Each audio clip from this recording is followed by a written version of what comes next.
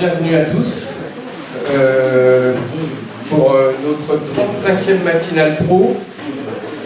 Vous êtes encore nombreux, c'est pas tout à fait un hasard puisque on reçoit aujourd'hui Lewis Trondheim. Alors comment vous le présentez déjà? Je dirais qu'on a peut-être deux points communs, c'est que tous les deux on est fils de libraire. Voilà. Bon, le deuxième point commun, ça serait que Lewis a cofondé le SNAC BD, qui est le syndicat des auteurs de bande dessinée, et que, disons, moi-même, j'ai aussi cofondé le groupement des libraires de bande dessinée. Mais les points communs vont s'arrêter là. Parce que... je suis chauve et il est bientôt chauve. Non, pas tout à fait, ça c'est... Je ne suis pas d'accord sur ce point commun là. Mais oui, les points communs vont s'arrêter là, même avec les cheveux, puisque je n'ai aucun talent de dessinateur, ni de scénariste, ni d'éditeur, je suis obligé de le dire parce que c'est tellement long, ni de réalisateur, et que toi, Lewis, tu as toutes ces casquettes. Mais je ne suis pas réalisateur. Oui, un petit peu quand même, avec les dessins animés, avec non, je me suis trompé. Ça fait rien, c'est comme ça. Tu as à ton actif édité un nombre monstrueux d'albums. Tu es un scénariste à l'imagination débordante. Éditeur, tu as co-créé la maison d'édition L'Association. C'est vrai ça. Tu es éditeur, directeur collection avec la collection Shampoing chez Delcourt. Et puis bon, je dois oublier, tu as... Je suis aussi directeur de collection chez Dupuis pour la petite collection Ariane Nino, j'avais oublié. Qui est historique. Ouais, voilà. En tout cas, Lewis, je suis très heureux de te recevoir. Au moins pour te dire toute mon admiration pour tout ce que pour ton travail, ton talent. Tu fais partie de ces quelques auteurs ultra prolifiques qui ont vraiment innové et redonné du dynamisme à la bande dessinée contemporaine. Et je le pense vraiment. Donc voilà, je vais à toi la parole. Voilà. Quand Marc m'a invité, je lui ai dit ok, je ne sais pas ce qu'il fallait faire, donc je lui ai demandé ce matin qu'est-ce qu'il faut que je fasse. Il m'a dit tu te présentes, tu parles de ta vie et tout ça. Donc je pense que le mieux c'est que ce soit une espèce d'échange.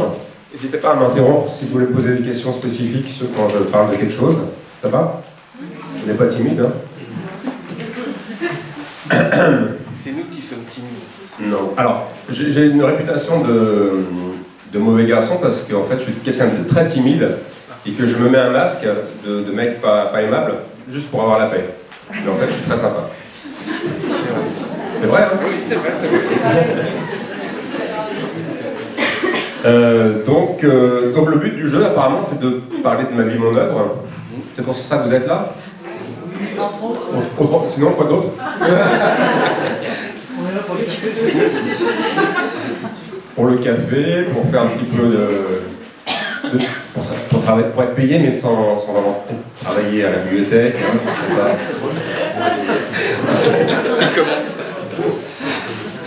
Hein, donc oui, fils de libraire. Donc moi je suis né à Fontainebleau, mon père était libraire là-bas, et on vivait au-dessus de la librairie. Et ma chambre, c'était aussi la chambre de ma sœur, parce qu'on avait des lits superposés. C'était aussi le bureau de mon père, le bureau de ma mère, et le lieu de stock de tous les livres de poche, j'ai lu les 10-18. Donc quand on dit que j'ai vécu au milieu des livres, j'ai vécu au milieu des livres. Et de temps en temps, j'allais piocher dedans, mais quand il n'y avait pas de dessin, ça ne m'intéressait pas beaucoup. Heureusement, dans les livres de poche dont j'ai lu, il y avait parfois il y avait du GB ou des petites BD qui étaient adaptées, donc c'était bien. Je me souviens particulièrement d'un truc de... comment il s'appelle? Bon, pas importe. Et je pouvais piocher aussi dans la partie BD de la librairie, qui était grande comme ça, à condition de ne pas ouvrir les bouquins à plus de 45 degrés, et de ne pas manger mon goûter en même temps. Pas Topor, tu pensais pas à Topor? Non, je réserve. Oui, c'était Vive les vacances de réserve. J'étais un peu bizarrement choqué par ça parce que c'était à la fois drôle, mais c'était pas du tout le dessin auquel j'étais habitué en lisant Astérix et Tintin habituellement. J'ai toujours voulu écrire des histoires et j'ai toujours voulu jouer. Quand j'étais gamin, adolescent, j'écrivais des petites nouvelles, je fabriquais des mots croisés, je fabriquais des jeux. Et je savais ce que je voulais faire de ma vie. Mon père aurait bien aimé que je sois libraire aussi. Contrairement à toi, j'ai pas la même chose. Et comme je voulais écrire des histoires, je me suis dit, sachant pas quoi faire, mes parents m'ont dit, si tu veux, fais une école de ce que tu veux. Donc, il n'y a pas d'école de scénariste. Donc je me suis dit, on va faire une école de cinéma. Donc j'étais à Paris, je faisais aller-retour tous les jours, de Fontainebleau à Paris, donc je prenais le bus pour aller à la gare, ensuite 45 minutes de train, ensuite une demi-heure de métro, et la même chose au retour, pour faire, pas du cinéma, parce que je m'en fichais du cinéma, mais je voulais apprendre le scénar, et il y avait un cours de scénario, donc c'était sur 2 ans, sauf que le cours de scénario était la deuxième année. Donc la première année, j'ai fait des trucs qui ne m'intéressaient pas. Et à la deuxième année, le directeur de l'école a dit en fait, c'est vraiment très important de faire du scénario, donc on va le mettre en première année. Et voilà. Résultat, j'ai appris à faire du scénario en étant dans le train, parce que dans le train, je lisais. J'ai lu plein de bouquins de science-fiction, de fantasy, d'horreur, beaucoup de trucs américains des années 40-50. Et effectivement, ça fait quoi, 3 heures par jour de lecture pendant 2 ans. C'est ça qui m'a formé en fait. Donc grâce à cette école, j'ai appris le scénario. Mais de façon détournée. Ensuite, je ne savais pas quoi faire, j'ai fait l'armée. J'étais obligé à l'époque, vous savez ça, qu'on n'était pas... Voilà. Tu n'avais pas le choix, tu as fait l'armée toi? Ah, 3e point commun. Ouais, oui. Et pendant cette armée-là, j'étais en Allemagne, dans une station... Alors, on m'a dit qu'est-ce que vous voulez faire? J'ai dit, je ne veux rien faire de spécial, parce que j'avais 19 aux notes, donc ils voulaient que je sois gradé. J'ai dit, je ne veux pas être gradé, je ne veux pas avoir de responsabilité, donc j'étais trop fiant. Ils m'ont mis dans l'armée de l'air, et j'ai dit, dans ce cas-là, je veux bien apprendre la météo. 4e point. Ah, armée de l'air? Aviateur? Oui, aviateur. Très bien. Et donc, je voulais apprendre la météo. Donc, à passer une année, j'ai dit, vous pouvez me mettre en Allemagne, comme ça j'apprendrai l'allemand. Donc, ils m'ont mis en Allemagne, dans une base aérienne, qui n'avait pas d'avion, donc il n'y avait pas de station météo. Et je me suis retrouvé à la promotion sociale. Je m'occupais de gérer la sortie de l'armée des appelés, pour retrouver des stages, du boulot. Et à côté de la salle où je travaillais, il y avait un bureau de photographie, et dedans il y avait un mec qui s'appelle Harry Morgan, qui travaillait pour les cahiers de la BD à l'époque, qui est critique de bande dessinée, et qui était appelé comme moi donc, et qui aussi faisait un fanzine, qui fait toujours un fanzine, qui s'appelle The Adamantine, et je découvrais ce que c'était qu'un fanzine à ce moment-là, et il faisait aussi du dessin animalier. Donc pour moi c'était intéressant, j'ai commencé à lire les cahiers de bande dessinée, en me disant peut-être qu'il y a quelque chose à faire dans ce milieu-là, mais je savais que je n'avais pas le talent graphique pour y arriver. Et ça c'était en 85. En 87, les cahiers de la BD, en tout cas Thierry Grandstein à l'époque, décide de faire un colloque à Cerisy en Normandie, autour de la bande dessinée. Et je demande à mes parents de m'inscrire là-bas pour aller voir ce qui se passe. Parce qu'il y avait aussi Harry Morgan qui intervenait. Et ça durait à peu près une semaine, 5 jours environ. Et je me suis retrouvé à croiser des gens comme Benoît Peters et d'autres. Et parmi ceux qui écoutaient, il y a un jeune auteur qui s'appelle Jean-Christophe Menu, qui était là, qui faisait un fanzine avec Matt Conture et Stanislas qui s'appelait le Lynx. Et on dormait ensemble au même endroit, on était environ 5, ça s'appelait les Escures, parce que c'était les anciennes écuries qui avaient été travailler un petit peu. Et donc à l'époque j'avais la coupe mulet. Donc j'avais un peu de cheveux au-dessus et beaucoup plus en dessous. C'était quoi? C'était l'époque des footballeurs qui faisaient beaucoup ça. Oxygéner les cheveux. Non, j'avais pas les cheveux oxygénés, non. Et par contre, Peroxydé. tu commençais déjà à produire des petits scénars ou des... Non, je faisais rien. C'était qu'en observation. C'était qu'en observation. Ah, pure observation, oui. Et c'est en 87, je suis né en 64, donc j'avais 23 ans. Donc je croise Jean-Christophe. Vous connaissez Jean-Christophe Menu? Un peu, pas beaucoup. Bon. Il me semble que ce que tu racontes, il le met dans le livret de famille. Oui, mais c'est moi qui lui ai raconté parce qu'il ne se souvenait plus en fait. Parce que quand je me dis, bon, bah, il y a des gens qui vont dormir avec moi dans la même pièce pendant 5 jours, je vais me présenter à chaque fois. Donc quand Jean-Christophe est arrivé dans la pièce, j'ai dit bonjour. Alors moi je m'appelle Laurent, ouais, je ne m'appelle pas Lewis. Donc bonjour, je m'appelle Laurent. Et il me fait, on est obligé de se présenter. Oui, c'est... Voilà. Il est comme ça aussi. Il y en a qui le connaissent. Et donc j'ai découvert le lynx à ce moment-là. J'ai découvert les travaux de plein d'auteurs et plein de graphismes que je ne connaissais pas avant, parce que j'avais vraiment l'habitude d'une modestie beaucoup plus classique, même si je lisais un petit peu réserve. Et là, il y a eu un déclic. Je me suis dit, en lisant une page de Matt Conture, je me dis, mince, c'est vraiment très mal dessiné, mais c'est bien raconté. Et je me suis dit, ok, si j'arrive à choper le lecteur à la première case, même si je dessine mal, peut-être que je peux faire de la bande dessinée. En tout cas, je vais essayer. Et j'ai commencé à faire un système en rentrant, un système graphique, où je photocopiais des cases, avec un personnage la bouche ouverte et lui-même la bouche fermée. Je photocopiais les cases, et après je rajoutais des dialogues, où je collais les bulles. Et ça marchait pas mal. Donc je me suis vraiment spécialisé dans le dialogue. Donc le personnage n'était pas tout seul, il y avait des personnages off, donc il y avait de la bulle qui partait sur le côté. Et puis donc j'essayais d'accrocher le lecteur à la première case, en les intriguant, les amusant. Et à la fin il y avait un gag, et puis les gens étaient contents. Ça plaisait bien, j'ai gagné ma vie grâce au Psychopathe, le magazine Psychopathe pendant environ 2 ans. À l'époque on n'était pas payé beaucoup, ça devait être 100 francs la page ou 200 francs la page. Et moi ça me suffisait pour survivre. J'avais demandé à mes parents à ce moment-là de ne plus me payer mon appart à Paris.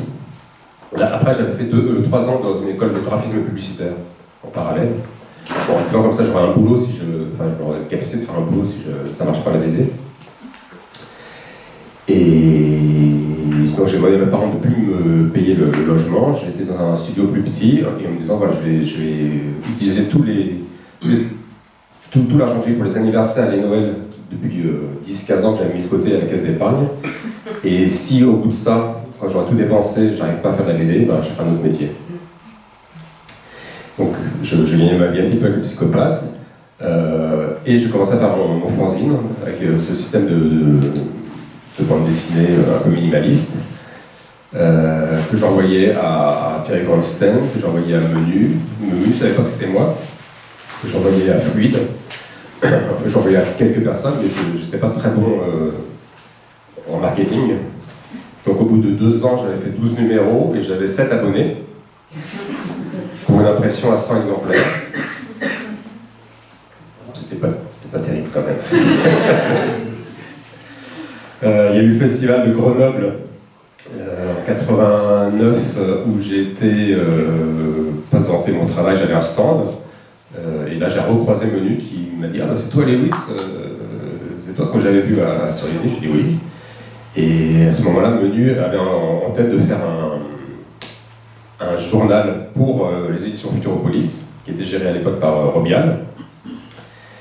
Et ce journal s'appelait Labo.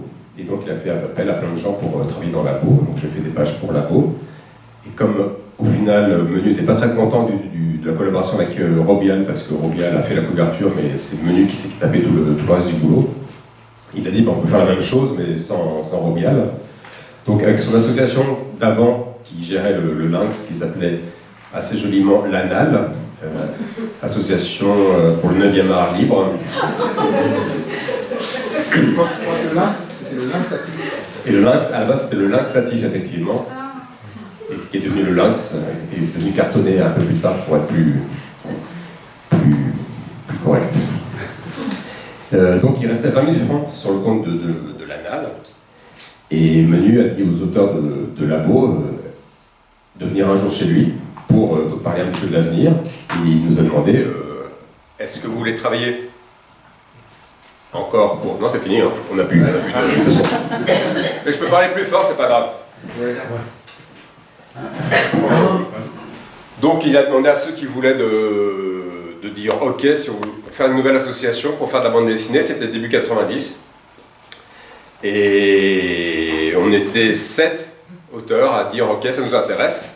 Donc dans les 7 auteurs, Stanislas, David B, Matt Conture, Kilofer, Menu, moi-même, et un auteur qui s'appelle Moquette, qui est resté 6 mois, puis qui a dit tout de suite ça va foirer, je m'en vais. Ça a foiré, mais pas tout de suite. On a commencé à publier à ce moment-là des vieux récits de Dupuis et Berbayan qui étaient parus dans Fluide et qui étaient inédits. Et en parallèle, j'avais demandé à Menu de me faire 4 cases carrées que j'ai photocopiées, et j'ai fait des strips avec. Et après, je me dis, pour faire une histoire très longue, enfin une méta-histoire, c'est-à-dire qu'il y avait des strips qui faisaient des gags, et en même temps, ça faisait une longue histoire. Au bout d'une dizaine de strips, je lui ai dit, refais-moi 4 cases, et en fait, j'ai fait 100 strips au final, ça s'appelle Moins d'un quart de seconde pour vivre, et c'était le 2e livre publié par l'association. Et déjà, c'était de Loubapo par anticipation. Loubapo, c'est comme Loulipo, mais en bande dessinée. Donc on a fondé après, plus tard, Loubapo, sous l'égide bienveillante de Loulipo. Mais à l'époque, je ne savais pas que je faisais de Loubapo. Donc l'association, à la base, en 90, pour rappeler un petit peu le terrain de bataille sur lequel on se plaçait, c'est que les années 80, c'était beaucoup des albums cartonnés classiques, 48 pages couleur, surtout des albums un peu Glénat, un peu historiques. On est d'accord là-dessus, il n'y a pas beaucoup de variétés. Il y avait Maus, le tome 1 qui était publié, il y avait quand même du roman graphique avec Will Eisner, qui dans les années 70 avait commencé Un bail avec Dieu, était quand même publié en France, mais il y avait peu de choses en fait qui existaient à ce niveau-là. Et nous, si on a fait des choses en noir et blanc, c'était pas pour faire des choses différentes, c'est parce que ça coûtait moins cher, simplement.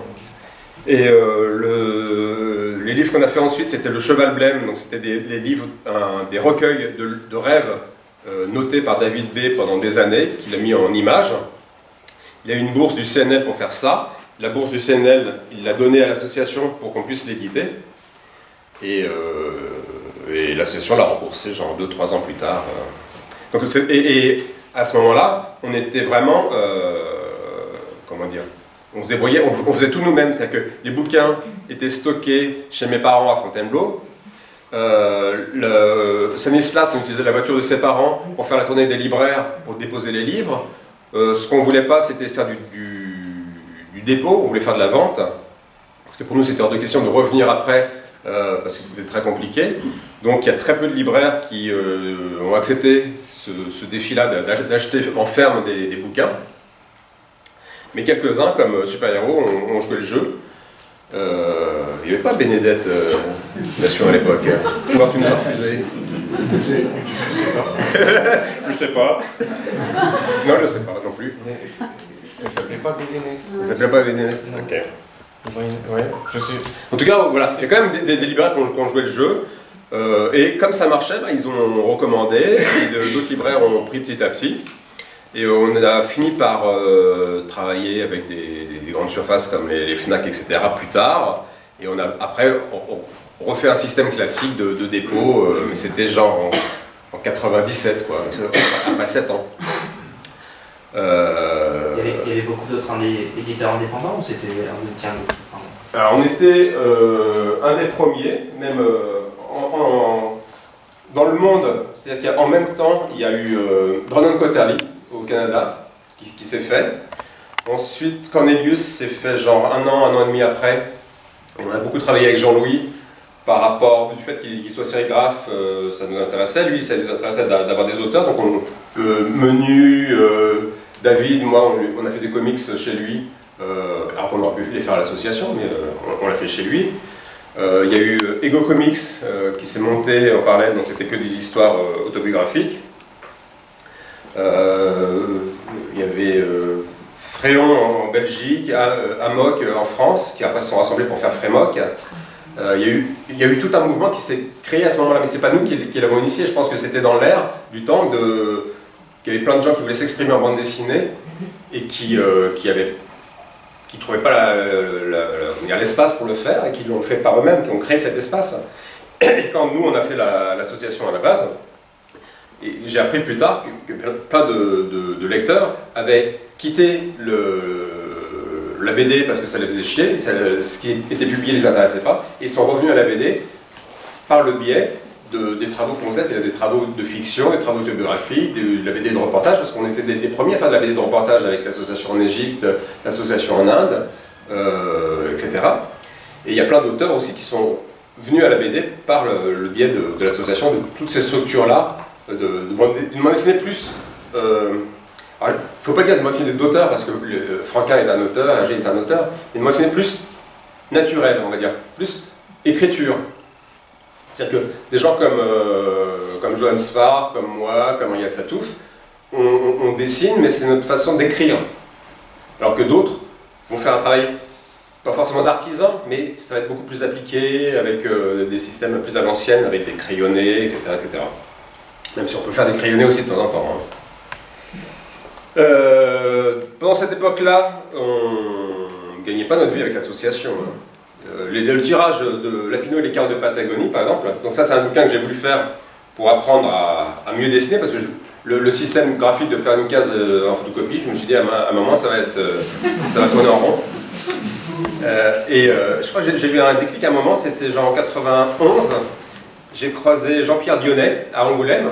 Il m'a dit genre, ah, c'est vous Lewis, ça, bravo, j'aime beaucoup ce que vous faites, c'est bien ces trucs-là. Je me suis dit, c'est bien, ok, il me dit ça, je suis flatté. Mais je vais justement pas faire tout ça, pas faire ça toute ma vie. J'ai toujours un esprit de contradiction. Hein. Dès qu'on me dit quelque chose de positif, j'essaie de faire l'inverse. Et donc pour apprendre à dessiner, je me suis dit, je vais faire une bande dessinée de 500 pages, avec un système de gaufrier. Gaufrier, donc c'était 3 cases sur 4 carrés, sans crayonner. Voilà, et pour moi. Pendant 9 mois, j'ai fait ça, je me suis arrêté à la page 424. Et après, j'ai fait d'autres choses, pensant que je savais bien dessiner. Quel naïf. Et Menu et les autres, à un moment, ils ont dit, mais c'est quoi ces pages-là? Ils ont lu, ah, c'est super, on va le publier. Je dis, mais non, c'est pas fini. Finis-le, on le publie. Alors, attendez, un truc de 500 pages en noir et blanc, ça va pas, on n'a pas les moyens, et ça va pas se vendre, les gens ne sont pas... Et on s'en fout, on verra. Bon, on s'en fout, on verra. Et donc j'ai fini, en fait je finissais les toutes dernières pages de ce livre-là, que les premiers cahiers étaient déjà imprimés. On s'était mis avec un petit éditeur qui s'appelait Le Lézard à l'époque, qui faisait un fanzine, et qui était aussi éditeur rue Bisson à Paris. Donc la première édition des Éditeurs de Patagonie, c'est une coédition en fait. Lui il apportait la partie technique avec l'impression, et nous on apportait le reste.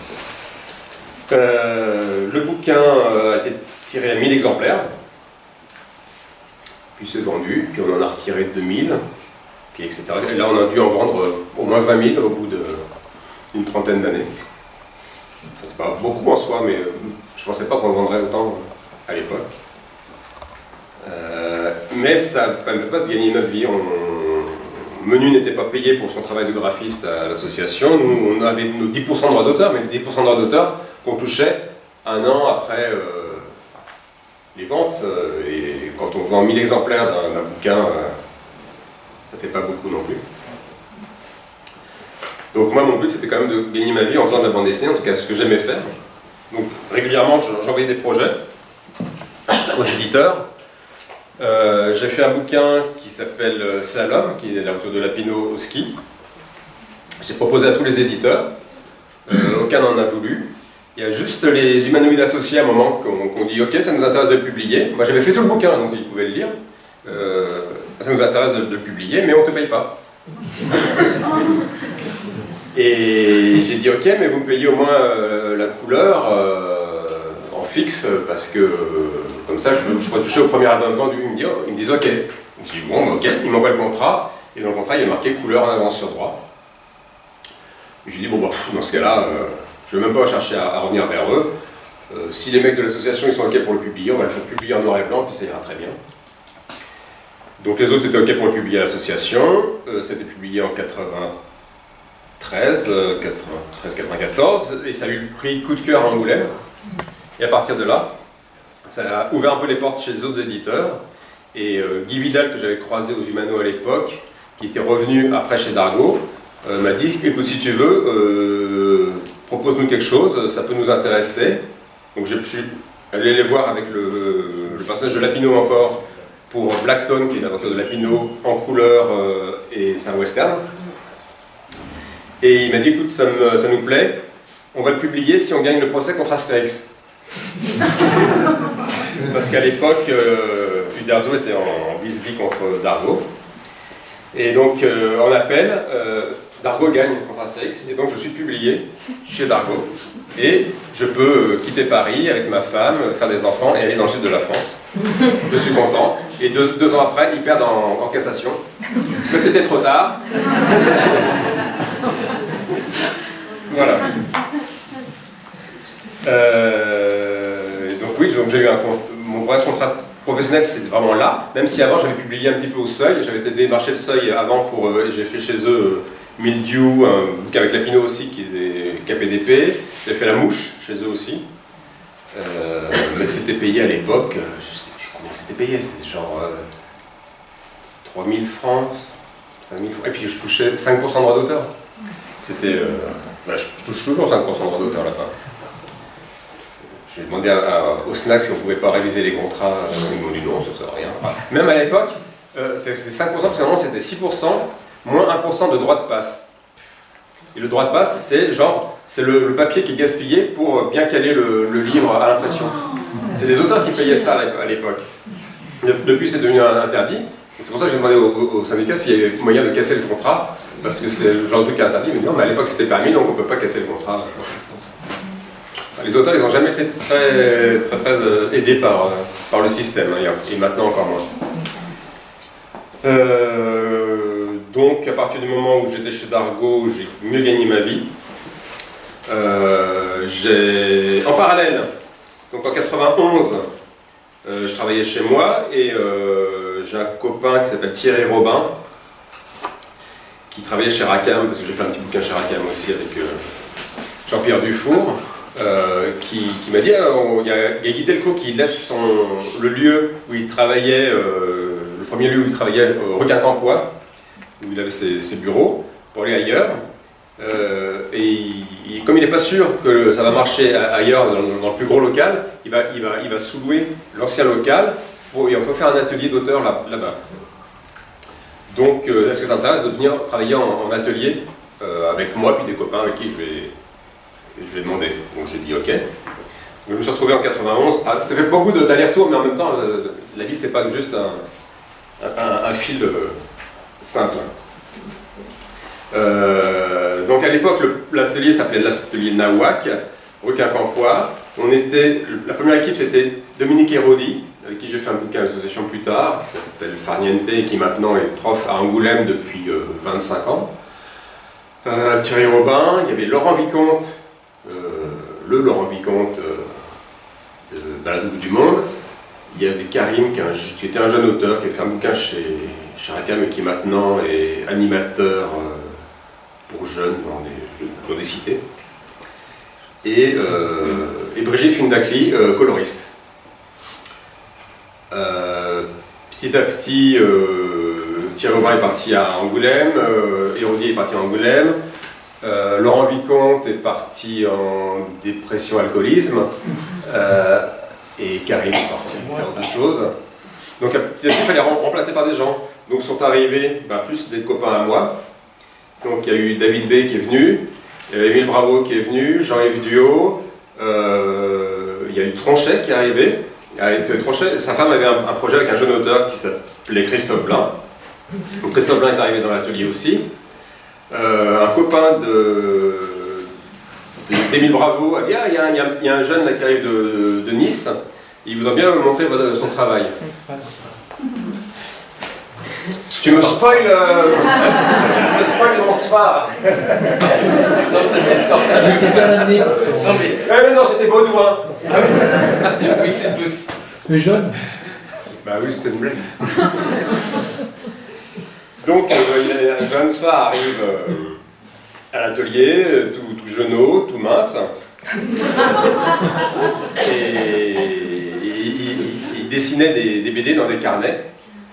Et c'était ahurissant parce que c'est pareil, il fallait qu'il s'exprime et c'était comme ça. Et c'était bien. Donc, on lui dit, bah, c'est super, écoute, si tu fais peut-être des trucs pour l'association, oh, mais c'est payé combien? Enfin, déjà, il était intéressé un petit peu par les. Mais c'est vrai qu'il a toujours voulu être publié et pouvoir gagner sa vie parce qu'il fallait qu'il prouve à son père qu'il pouvait faire ce métier-là. Son père avocat, à Nice. C'était compliqué pour lui de faire ça juste en tant que bohème. Et puis, donc, lui dit, c'est super, il m'a dit, ah, d'accord, très bien, et est-ce que je peux m'installer aussi ici? Ben, on va se faire une place, oui. Donc on s'est retrouvé à une équipe de fous, en fait, à bosser tous ensemble. Mais c'est une équipe de fous rétrospectivement, parce qu'à l'époque, on démarrait, quoi. Et on passait pas notre vie à rigoler. On arrivait le matin, on bossait. Quand il y avait un anniversaire, on achetait un gâteau, mais sinon, on bossait. Et le soir, on n'allait pas au dîner ensemble. Parfois, à midi, oui, on pouvait aller au resto japonais ou des choses comme ça, mais c'était assez rare.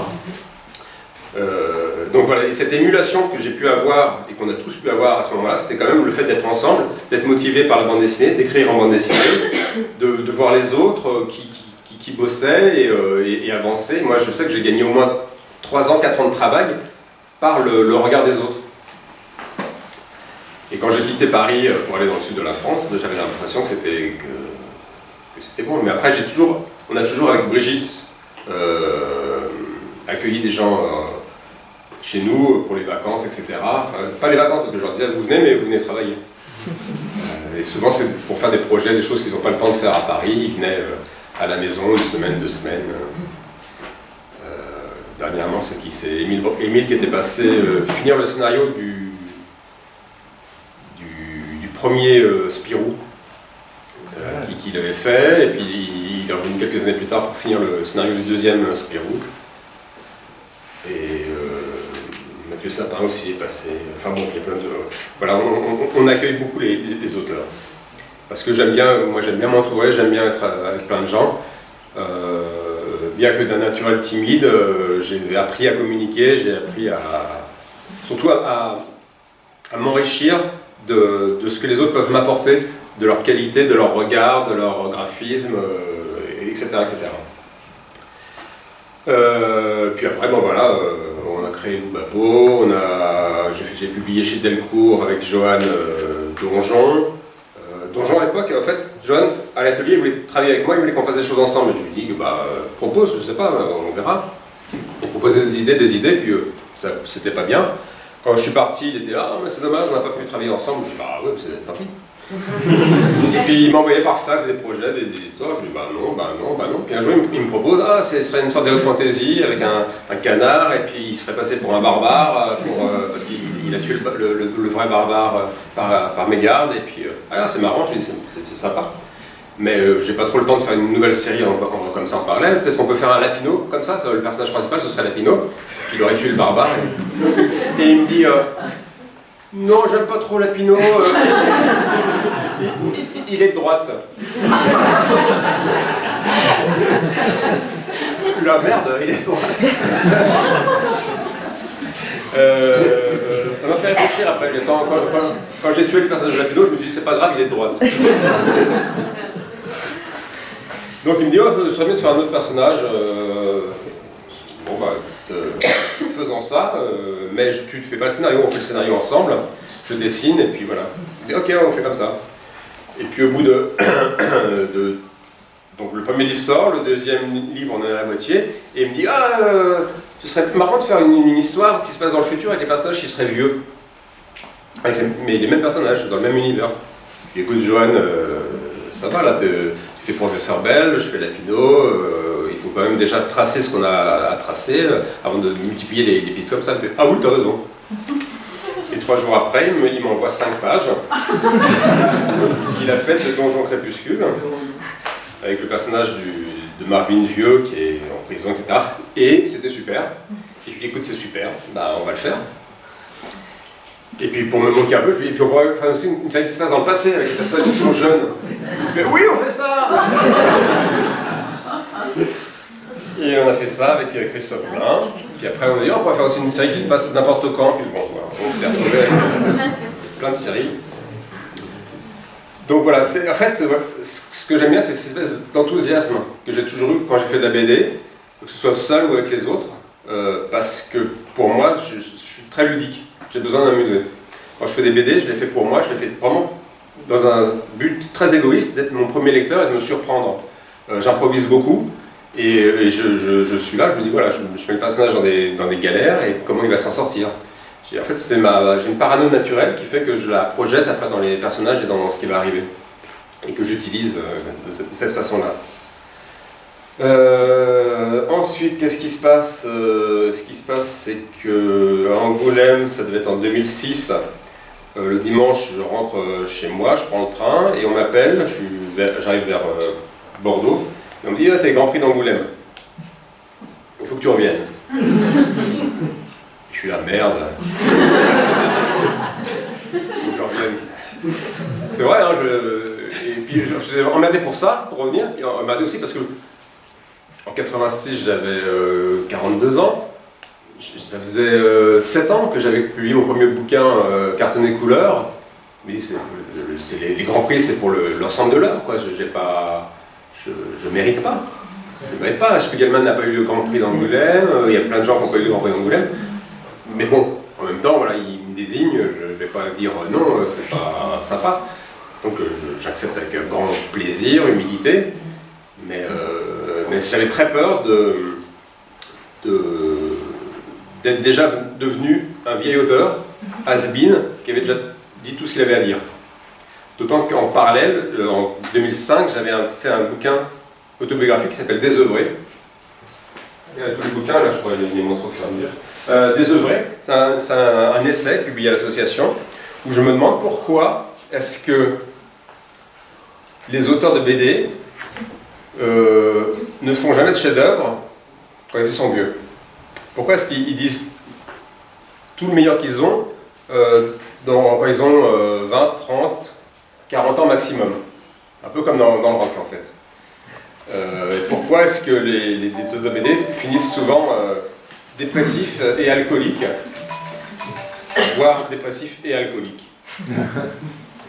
Ce qui était le cas pour Hergé, Franquin et d'autres. En fait, c'était surtout du fait que c'était une vieille génération qui était pressurisée par les éditeurs, qui faisaient le même personnage toute leur vie, plus ou moins.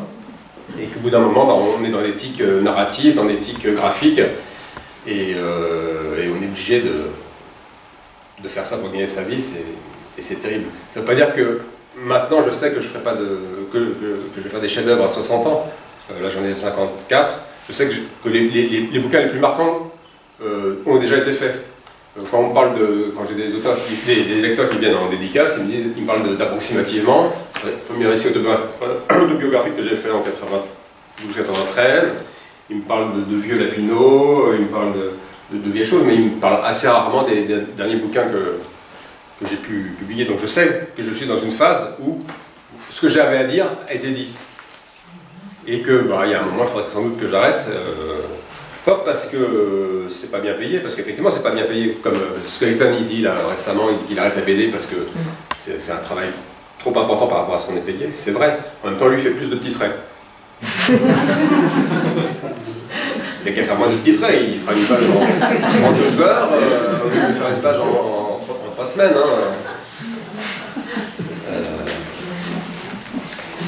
Donc voilà, donc j'avais fait un bouquin qui s'appelait Désœuvré, c'était une recherche. J'avais beaucoup discuté à cette époque-là, beaucoup d'échanges avec Yvan Delporte, qui a été rédacteur-chef de Spirou dans les années 60-70.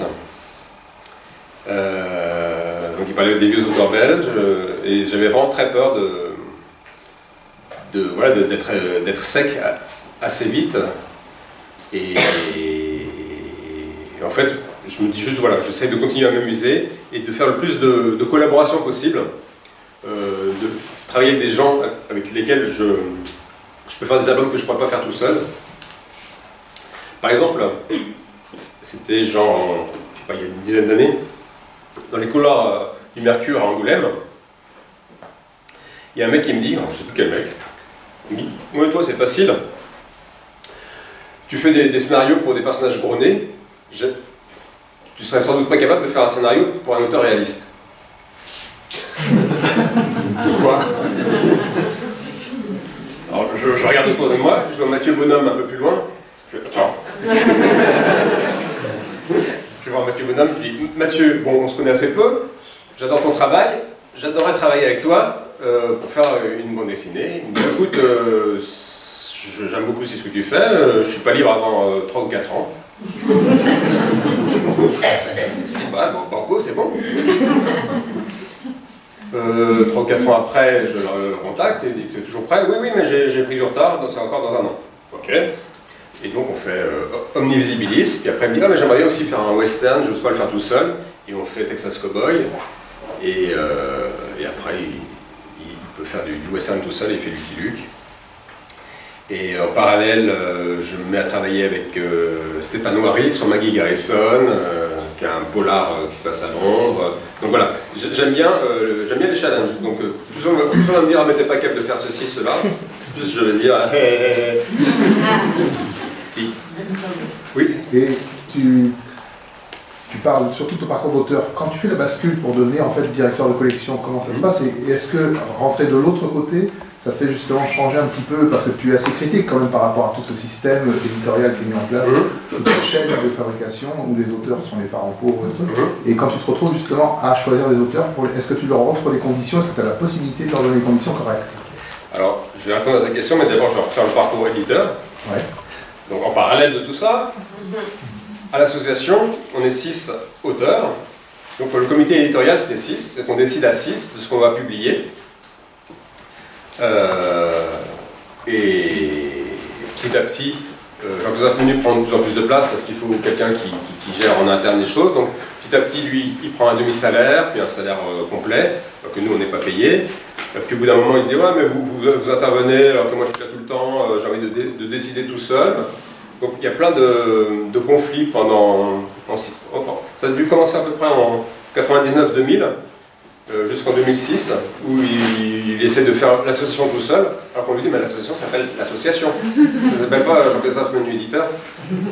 Et il ne le comprend pas. Au bout d'un moment, David se fâche, il s'en va. Un an après, je lui dis, écoute, démarre-toi tout seul.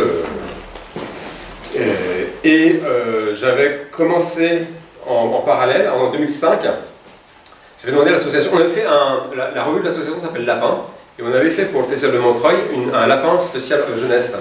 Et je trouvais que c'était une bonne idée de faire de l'association jeunesse, et j'avais demandé à Menu et aux autres, est-ce qu'on ne pourrait pas faire une section, l'association jeunesse, vraiment, avec des bouquins jeunesse, dans le sein de notre maison d'édition, et ils m'ont dit non, ça ne nous intéresse pas. Et j'ai dit, est-ce que je peux le faire moi, ailleurs, en tant que directeur de collection, ça vous gêne pas? Il me dit, oui, bah, fais-le, il n'y a pas de souci.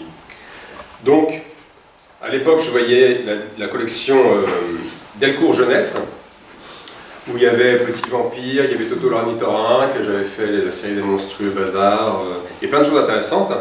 Et il commençait à faire beaucoup de contes, de Grimm, de machin comme ça, les blagues de Toto. Et je lui ai dit, mais c'est moins bien, là. J'ai dit à Guy Delcourt, écoute, si tu veux, est-ce que ça t'intéresse que je sois directeur de collection de Delcourt Jeunesse pour recentrer sur des choses plus, comment dire, association, plus travail personnel. Et il me dit, ça veut dire quoi? Ça veut dire que les blagues de Toto qui se vendaient à 300 000 exemplaires, tu les fais plus? Je lui dis, bah oui. Il me dit, bah non. Mais d'une manière très intéressante, il me dit, mais si tu veux, on te crée un label au sein de chez Delcourt et tu fais ce que tu veux. Et je me dis ok. Donc je crée la collection Shampoing. Alors pourquoi Shampoing? Aucune idée. J'avais un grand-père qui était coiffeur, peut-être que ça vient de là. Après je me disais, j'ai bu, et pas les cheveux, non. Et donc Shampoing à la base c'est une collection jeunesse. Les premiers bouquins, c'est avec Jacques Azam, c'est avec Jürgen Gerner et tout ça. Mais comme ça se passe au moment où il y a le conflit avec Jean-Christophe Menu, je me retrouve avec Johann Sfar qui me dit « Ah mais mes carnets autobiographiques, là, vous êtes tous partis de l'association, je les fais où? Est-ce que je peux les faire chez toi, chez Shampoing ?» Je dis « Bah oui, il n'y a pas de problème. » Le guide de Lille, les chroniques birmanes sont refusées par Menu, parce que Menu dit « Ah non, c'est trop le regard de l'occidental, à l'étranger, on l'a déjà vu plein de fois, ça ne nous intéresse pas de faire le livre. » Et bah oui, mais moi ça m'intéresse, donc on va le faire chez Shampoing alors. J'ai les petits riens autobiographiques qui cadrent là-dedans aussi. Donc d'un seul coup, Shampoing, en moins d'1 an, bascule de série jeunesse à un peu l'association, mais plus commerciale. Et effectivement, par rapport à la question de Chester là-dessus, c'est qu'est-ce que je fais en tant qu'éditeur dans cette structure pour les auteurs? Et c'est marrant parce que quand j'ai signé le contrat d'éditeur avec Guy Delcourt, donc mon contrat d'éditeur avec Guy Delcourt, c'est je touche 2% de droits d'auteur sur la collection, sur les bouquins. Si ça se vend à 300 exemplaires, ben, je ne vais pas toucher grand-chose. Si ça se vend à 150 000 exemplaires, ben, je vais toucher pas mal. Il y a quelques bouquins à 150 000 exemplaires, mais il y a plutôt pas mal de bouquins à 1000, 2000 exemplaires. Donc je ne fais pas ça pour l'argent. Et Guy Delcourt me dit, juste au moment où je signe, il me fait « Ah, très bien. Bon, bah maintenant tu es du côté des éditeurs. » Et je fais « Ah non, Guy, t'as pas compris. Je serai toujours du côté des auteurs. C'est-à-dire que si je dois me fâcher avec quelqu'un, ce sera avec toi. Ce ne sera pas avec mes copains signataires. » Il me fait « Bon, d'accord, je vais essayer. » Mais c'est pas mon argent malgré tout. Hein. C'est Guy qui paye. Donc souvent, c'est des contrats, c'est des enveloppes. J'ai publié à l'époque beaucoup de jeunes auteurs qui venaient des blogs. J'ai publié beaucoup de premiers albums. Et je suis effectivement désolé par rapport aux auteurs, mais c'est des enveloppes à 7500 € généralement, avec 8% de droits d'auteur. Mais c'est pas... J'essaie d'être réaliste, c'est-à-dire que je ne peux pas faire payer à Guy Delcourt 15 000 € pour des bouquins qui ont des espérances de vente à 1500 exemplaires, 2000 exemplaires. Donc voilà. Par contre, voilà, j'essaie d'être équilibré entre ce que l'auteur me demande et ce que Delcourt peut payer. Donc j'essaie de faire en sorte que la collection s'équilibre un minimum pour pouvoir continuer la collection. Et là, je me retrouve au bout de... Donc maintenant, ça fait bientôt 14 ans que je fais cette collection-là. Je fais moins de livres parce que déjà je suis plus difficile, parce que je vois bien aussi le dépit de certains auteurs qui sont publiés chez Shampoing, qui pensent être dans le groupe Delcourt et vendre d'un seul coup beaucoup d'albums parce qu'ils sont dans le groupe Delcourt et pouvoir faire d'autres albums par la suite et travailler toute leur vie dans le monde de la BD. Non, c'est pas forcément le cas, c'est pas parce qu'on fait un bouquin de BD qu'on va faire auteur de BD toute sa vie. J'ai pas mal d'auteurs que j'ai suivis, j'ai fait un album, 2 albums, 3 albums, et après ils sont partis ailleurs, où ils ont arrêté la BD, mais parfois je disais celui-là, non, celui-là, ce deuxième truc-là, ce que tu me proposes, non, et ils me proposaient un autre truc, je prenais. Mais parfois, non, par exemple, il y a des gens, comment dire, prenons le cas de Mathieu Sapin. Mathieu Sapin, j'entends que Johann Sfar va faire un film, Gainsbourg, et je me dis, j'aurais bien aimé mettre une petite souris, aller sur le tournage et raconter comment il fait son travail de réalisateur. Mais je ne pouvais pas, j'ai Montpellier, il faisait son tournage à Paris et ailleurs. Et je dis à Mathieu Sapin, écoute Mathieu, je ne sais pas ce que tu en penses, mais tu connais bien Johann. Est-ce que ça t'intéresserait, si Johann est OK, de faire un reportage sur ce tournage-là? Il me dit, oh, bah, pourquoi pas. Puis Johann me dit, oh, ouais, Mathieu il est super discret, ça va bien se passer. Et en fait, voilà, donc Mathieu fait ça. Ensuite, il fait la même chose au sein de Libération. Et puis après, il me dit, ah, j'ai aussi un projet, parce que je vais faire un reportage avec Depardieu. Puis un jour, il me dit, ah ben non, le bouquin, je le fais chez Dargaud. suis là, merde. Donc en fait, j'amorce des choses, par exemple, aussi avec Cyril Pedrosa. Cyril Pedrosa vient avec un projet un peu jeunesse, 3 ombres, et je lui dis, écoute, tu proposes un bouquin 30 pages, cartonné couleur, grand format, par rapport à ce que tu me racontes, ça me paraît pas bien. Je pense qu'il faut que tu fasses plutôt un roman graphique, puis on va trouver les moyens pour te payer mieux qu'une enveloppe de 7 500 €. Donc je crois qu'à l'époque, on avait quand même payé 15 000 au moins. Et il fait ça, et c'était super, c'était très bien. Et puis après, il fait Portugal ailleurs, etc. Donc, j'ai pas de frustration, de regret là-dessus, mais je me rends compte qu'en tant qu'éditeur, je vais travailler avec des auteurs, et c'est pas une question de fidélité, c'est pas une question d'être là au début de leur travail et de les aider, de les aiguiller, mais que voilà, c'est pas parce qu'on travaille avec un auteur, c'est pas parce qu'on est copain avec un auteur, qu'on va pouvoir travailler avec lui tout le temps, et que quand il arrivera à maturité pour faire des albums qui vont enfin se vendre, parce que les bouquins sur Gainsbourg, de Mathieu Sapin ou sur Libération ne sont pas vendus énormément, c'était peut-être 3-5 000 exemplaires. 3 ans, c'est pas mal vendu, on était quand même à 30 000 exemplaires maintenant. Mais quand on voit Portugal, qui doit être à, je sais pas, 100 000, quand on voit la même chose pour Depardieu, c'est vrai que je me dis, mince, je suis content pour eux. En même temps, je me dis, merde, c'est dommage, parce que par rapport à la collection, j'essaie de faire pousser des petites graines pour que la collection fonctionne. Et en fait, c'est d'autres éditeurs qui vont profiter de ce que je fais. Mais vous avez eu la même chose quand toi tu étais éditeur à l'association, vous avez eu la même chose, vous êtes fait piller des auteurs que vous aviez édités, qui sont partis chez Dargaud, chez Delcourt à l'époque, aussi. Pas tant que ça, parce que moi, on m'a reproché souvent de plus faire de bouquins à l'association et d'aller faire des lapinots chez Dargaud. Alors que j'ai toujours fait les bouquins à l'association en parallèle, c'est-à-dire que je faisais... qu'est-ce que j'ai fait? J'ai fait Le Pays des Trois Sourires, j'ai fait Les Œuvrés, j'ai fait toujours des bouquins plus difficiles, plus avant-garde, ce que même Menu en fait. Je les ai faits à l'association. Mais c'est vrai que quand Dargaud, à un moment, s'est dit voilà, on travaille avec David B, Christophe Blain qui font un western ensemble, on a John Sfar qui arrive avec le Chat du Rabbin, on a Larsenet et Trondheim qui arrivent avec les Cosmonautes du futur. Ça vient de faire une collection qui rassemble ça. Et donc il crée la collection Poisson Pilote.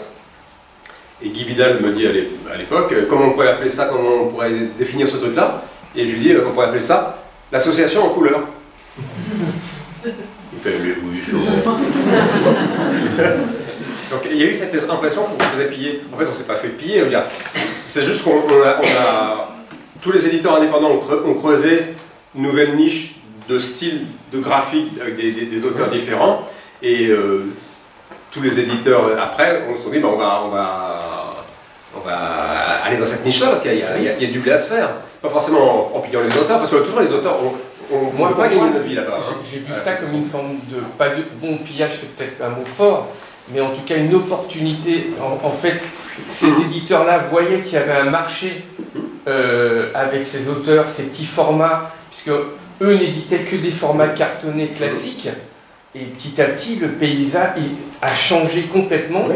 Et effectivement, ils ont saisi cette opportunité d'aller sur ce marché-là.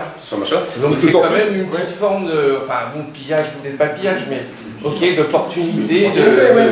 Mais c'est aussi une question d'absorption de matériaux, c'est que depuis, en 10 ans, forcément, il y a beaucoup de lecteurs qui lisent nos bandes dessinées à l'association. Je parle des années 2000. Beaucoup de gens qui commencent à faire des BD dans ce style-là, qui se libèrent de leur style, etc. Et donc il faut aussi absorber tous ces auteurs qui viennent avec des projets. Et nous, à l'association, Ego Comics, Cornelius, on ne peut pas le faire. Donc c'est aussi bien que les autres éditeurs puissent les accueillir. Mais après, c'est vrai que quand on voit le travail qui est fait en amont, on se dit c'est dommage de ne pas récupérer les fruits un minimum. Mais c'était une question qu'on avait pendant un moment, et c'est pour ça qu'on s'est fâché en partie avec Menu, c'est que Menu disait ce qu'on doit faire à l'association, on était en 2005, c'est toujours plus radical, toujours plus avant-garde. Et moi je lui disais, mais non, tu m'aurais dit ça en 89 pour créer l'association en me disant on va publier tel truc illisible, je t'aurais dit non, je viens pas avec toi. Ce qu'on a toujours fait à l'association, c'est des bouquins lisibles, intéressants à lire, etc. Mais là, si tu vas dans une radicalité, moi ça ne m'intéresse pas. Je veux qu'il y ait cet équilibre entre radicalité, expérimentation, lisibilité, fiction, etc.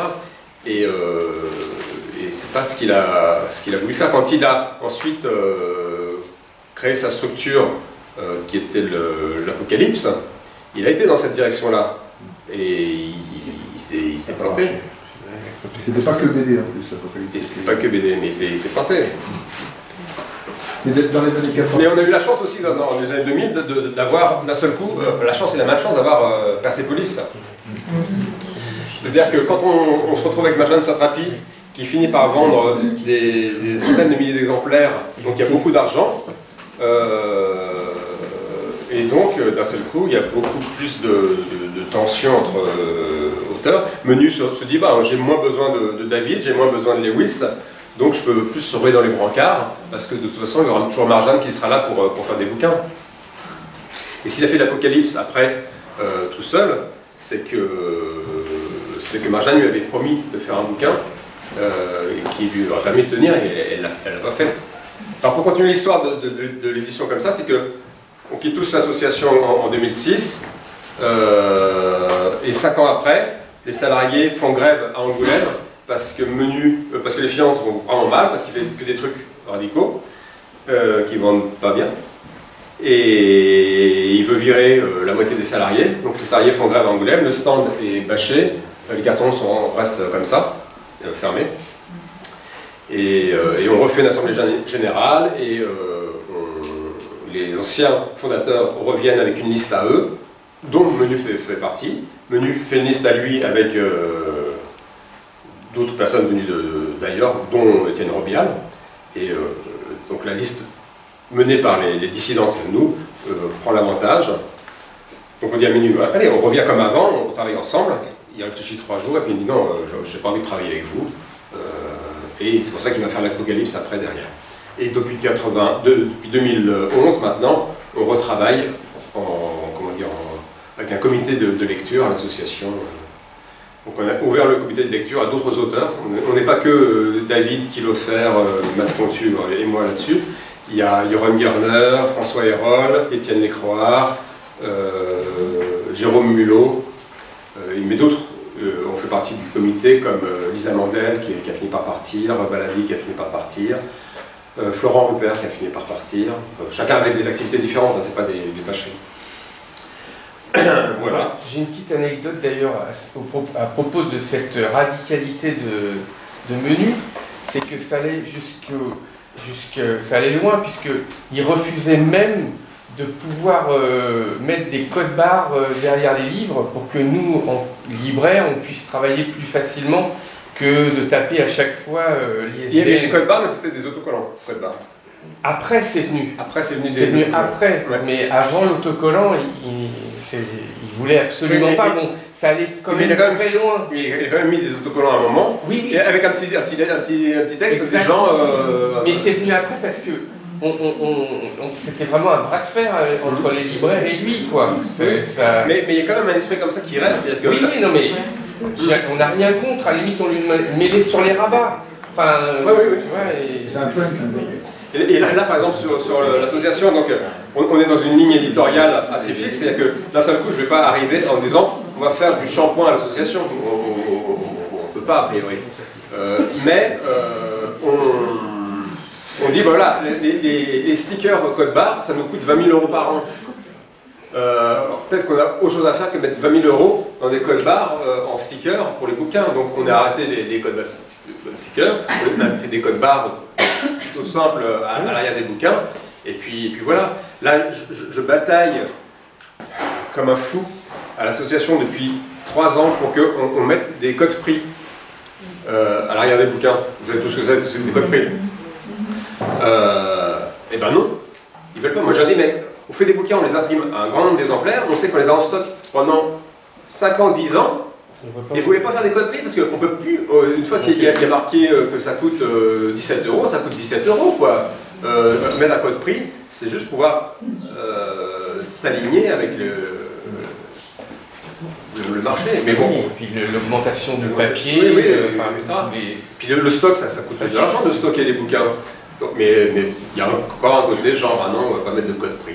J'ai imposé le code prix sur le Lapino cartonné couleur qu'on a fait, et des petites choses comme ça, mais sinon, ils veulent pas. Mais c'est pas grave, c'est... où est-ce que j'en suis dans ma vie maintenant?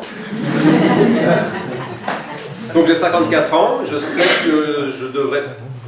Si je veux arrêter de faire les BD pour pas faire de la merde, bah oui, d'ici 6 ans j'arrête de faire de la BD.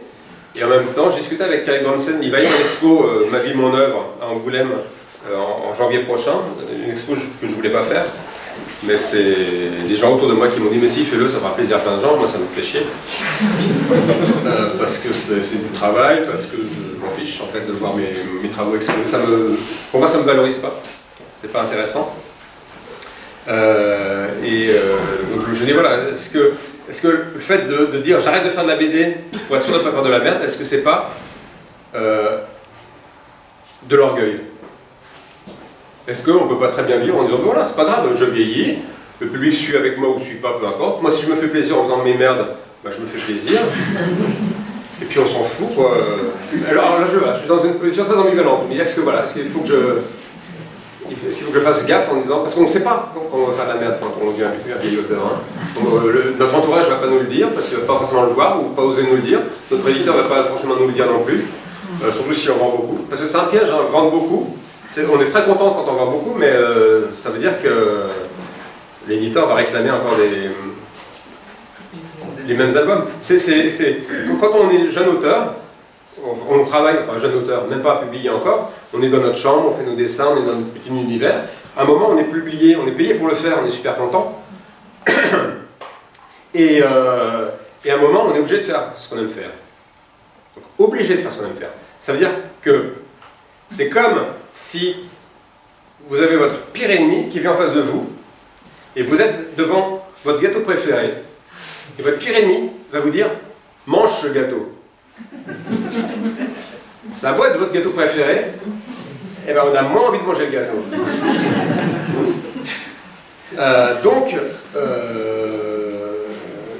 Donc c'est très compliqué parce qu'il faut arriver à... Enfin, moi j'essaie de toujours faire en sorte de ne pas être obligé de faire les livres que j'aime faire. Si on me propose des plans pub, ben je prends les plans pub pour gagner des sous et pour être sûr de faire les BD que je veux faire. Mais c'est un luxe. C'est un luxe.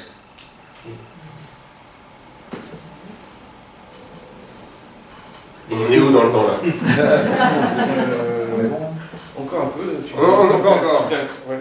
Parce que du coup, vous êtes moins satisfait du travail que vous faites maintenant, parce que vous avez l'air de dire oui, donc ce qui est mieux, c'est passé, mais pourtant les derniers albums, en plus vous continuez quand même à travailler avec, vous avez bien les contraintes, alors travailler avec un bord des cadres, les Herbes Folles qui est sorti une page par jour, Infinity 8 aussi c'est un format un peu spécial, donc je pense que le public et les lecteurs, je pense que en tout cas on a apprécié, est-ce que vous trouvez ça moins intéressant qu'avant? Je dis pas ça. Je dis que j'ai pas la capacité mentale de savoir à quel moment je ferai des trucs beaucoup moins bien. Et je pense que c'est un glissement progressif, c'est que c'est un peu moins bien, puis c'est un peu moins bien, puis c'est un peu moins bien, puis un peu moins bien. Donc par rapport à la fois d'avant, c'est pas grave. Et par rapport à 5 ans avant, ça creuse petit à petit. Donc j'essaie de continuer à m'amuser, d'avoir des contraintes. C'est vrai que quand je fais les Herbes Folles, donc alors, ça, c'est au réveillon, il y a 2 ans, il y a Barbara Canepa et Guillaume Burgou qui viennent à la maison, on fait un réveillon ensemble, et le 1er janvier, Guillaume il me dit « Ah bah j'ai décidé cette année de faire un dessin par jour toute l'année. » Ouais, on est le 1er janvier, moi aussi.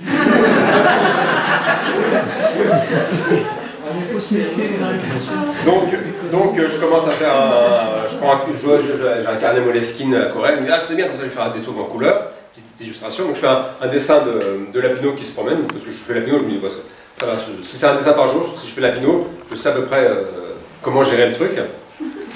Le 2 janvier je fais Lapino qui est aussi dans la rue, le 3e jour je fais Lapino qui est dans la rue, 4e jour, la Pinot qui est dans la rue. Et je me dis, bon, on est le 4 janvier, peut-être que ce serait bien de trouver quelque chose parce que je m'ennuyais. Voilà. Et coup de bol, j'avais été chez le boulanger, juste le matin même, et sur le chemin, je vois plein de petites herbes qui poussent à travers des fissures du macadam. Et c'est vrai que quand je dessine des trottoirs, je dessine pas ça. Je dessine des trottoirs, je fais des douches d'égout, je fais des fissures dans les murs, mais je fais pas de la mousse ou des bouts d'herbe ou des petits plantes qui poussent comme ça. C'est bien que je fasse ça parce que c'est... Non mais c'est comme un jeune auteur qui débute. Je suis aussi prof à Émile Cole, 7 séances, 7 jours par an en bande dessinée. Et je leur dis, mais quand vous dessinez une porte, arrêtez de faire un rectangle, regardez une porte, et vous voyez, vous allez avoir un encadrement, vous allez avoir des plaintes au niveau du sol, la poignée c'est pas juste un truc comme ça, vous allez voir qu'il y a plein de trucs, dessinez des vrais trucs, pas un truc d'imagination basique. Et donc quand je dessine la rue, effectivement, j'essaie de me souvenir des trucs que je vois, des petites marches avant de monter une porte. Bah oui, la porte elle n'est pas forcément comme ça dans la rue, il y a une petite marche ou deux petites marches, puis il y a plein de choses qui font que ça donne du crédit au dessin. C'est ce que j'ai appris petit à petit en faisant du dessin réaliste pour apprendre à mieux dessiner. Donc ces herbes-là, je me disais, j'ai commencé à faire la Pinot qui marche dans la rue, mais avec des herbes. Puis il y a encore des herbes. Puis je me dis, c'est marrant d'en rajouter encore plein. Puis à un moment, le Pinot il est au milieu de la végétation, puis je me dis, ouais, c'est bien ça. Et qu'est-ce qui se passe après? Et là, je me dis, ouais, ça, on est bien parti, on va faire un livre qui va être intéressant. Et je ne savais pas comment il allait se sortir de ce pétrin-là. Mais souvent, je me retrouve à faire des bouquins par hasard. Bloodzy, c'est un bouquin. J'ai fait un strip par jour pendant 1 an. C'était publié sur format smartphone. Il y a 6 cases par histoire. Et c'est parce qu'à un moment, il y a des gens à Montpellier, une boîte qui s'appelle Aquafadas, qui m'a dit que ce serait bien de faire un essai de bande dessinée numérique, de création. Donc j'ai fait ces trucs-là. Le résultat, c'était en 2009, je crois. Peut-être qu'on a vendu 500 ou 1000 abonnements, pas plus, alors qu'on a fini par vendre 12 000 bouquins. Qu'est-ce que j'ai pu faire par hasard Maggie Garrison, c'est par hasard aussi, c'est que j'étais dans un festival à Montpellier, il y avait Stéphane Auré qui était là, et puis il y avait Frédéric Knif, rédacteur chef de Spirou et éditeur chez Dupuis. Et puis Knif est là, il dit, ah Stéphane, tu pourrais faire un bouquin chez nous, un truc bien. Puis Warry il dit, je ne sais pas trop quoi faire. Puis moi je suis à côté, je lui dis, tu veux que je fasse quelque chose? Ah oui, j'adore ton travail. Puis moi je lui dis, ouais, moi aussi j'adore ton travail. Ah ouais, on sera ensemble. Alors Nif me dit, faites une histoire courte pour Spirou. Donc je fais une histoire courte. Puis Nif il dit, ah elle est bien, faites une deuxième histoire courte. Moi je commence à faire une deuxième histoire courte, en me disant, peut-être que je serais bien de reprendre un peu les fils de la première histoire, on ne sait jamais, peut-être qu'il y aura un bouquin un jour. Puis à la fin de la deuxième histoire, Nif dit, ça serait bien de faire une troisième histoire. Puis on va peut-être faire un bouquin directement, ce sera mieux, parce que sinon on ne va pas s'en sortir. Là, Coquelicot d'Irak, c'est l'histoire de Brigitte Finakli, donc ma femme qui est née à Mossoul, sa mère est française, son père est irakien. Et ça faisait longtemps qu'elle voulait écrire un truc sur sa vie, qu'elle prenait des notes. Et un jour, c'est Frédéric Potet du Monde qui m'appelle et qui me dit on va faire une application qui s'appelle la Matinale pour Le Monde. Et on va publier un strip par jour, tous les jours, sauf le week-end. Et donc on a besoin de 5 auteurs, pour un auteur par jour. Est-ce que tu veux faire un strip d'actualité? Je dis, a priori, je sais. Le challenge me tente, mais je ne sais pas quoi faire. Je vais trouver. Et puis je vois Brigitte, qui est là depuis 1 an et demi, qui galère un petit peu, parce que moi, je ne veux pas l'aider, je ne veux pas interférer dans son truc. Et en même temps, il y a Daesh qui a envahi Mossoul, donc sa ville natale. Et là, je dis à Brigitte, écoute, Il y a Frédéric Potet qui me parle de ça. Je vois que tu es en galère sur ce truc-là, je ne veux pas m'immiscer.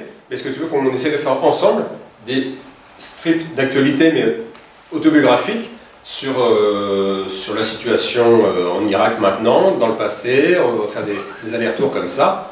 Il me dit oui, essayons. Donc je fais un premier strip, on dit ah c'est super, j'en fais un deuxième, ok, bon. Et Potet prend ce truc-là, et au final on fait ce bouquin. Donc j'ai toujours été très ouvert, très attentif à ce qui se passait autour de moi et à prendre les choses comme elles venaient. C'est-à-dire pas aller contre le courant, mais à suivre le courant. Souvent on dit ah mais ce mec-là il a de la chance. J'ai l'impression que la chance, c'est plus être attentif aux trucs qui arrivent. Et être en pleine conscience en fait. Comment c'est une journée type de Lewis Trondheim? Quelle est la partie de création? Est-ce que tu t'imposes des horaires? Comment est-ce que ça se passe? Pas vraiment de journée type. Généralement je me lève à 10h30 le matin. Pour vous, j'ai fait une exception. Mais j'ai quand même demandé à Marc de me prendre une chambre d'hôtel pour ne pas me lever trop tôt. Sinon, j'aurais dû prendre un train à 6h du mat. Et c'était pas possible. Donc, je me lève vers 10h30, je fais mes mails. Et après, ça dépend parce que selon mes activités, généralement, j'essaie de faire toujours passer avant les travaux collaboratifs que je fais. C'est-à-dire que j'ai des auteurs qui attendent du scénario. Jamais je vais les mettre en plan, je les laisse en plan, jamais je vais leur dire bah, dans une semaine tu auras quelque chose parce que là je peux pas. Je les fais passer toujours avant moi. Donc je regarde qui a besoin de pages, donc je fais des choses dans cet ordre-là. Après, c'est très... Une page classique, que ce soit Ralph Azam, Donjon ou Lapino, je peux la faire en 3 heures. Donc. Mais tu n'imposes pas des horaires de création Non, j'ai pas d'horaire de création, mais tu vois, j'essaie juste de me dire qu'est-ce que j'ai envie de faire. Et est-ce que j'ai la possibilité aujourd'hui de faire ce que j'ai vraiment envie de faire. Quand je fais Les Herbes Folles, je commence à faire ça, alors que j'ai fait un album de Lapino, j'ai fait 12 pages d'un autre album de Lapino qui sortira l'année prochaine. Mais je me dis, voilà, j'interromps mon autre album de Lapino parce que j'ai envie de faire ça plutôt. Mais je peux pas faire les deux en parallèle. Plus, en plus, je faisais les Kyriens et Ralph Azam. Donc, c'est vraiment au gré des envies. J'essaie de rester au gré des envies et de ne pas me retrouver obligé à. C'est ma grosse crainte, être obligé à... Parfois c'est bien d'avoir des deadlines et des choses comme ça, mais généralement j'aime pas les deadlines et j'essaie de finir au moins 3 mois avant. C'est comme ça. Là par exemple, c'est un bouquin que j'ai fait, que j'ai écrit en 2005 et qui a été publié en 2015. Pourquoi? Parce que à un moment, je me dis, tiens, j'ai envie de faire une espèce de saga qui a du souffle, faire un bouquin de 5000 pages avec des épisodes de 250 pages environ, à chaque fois.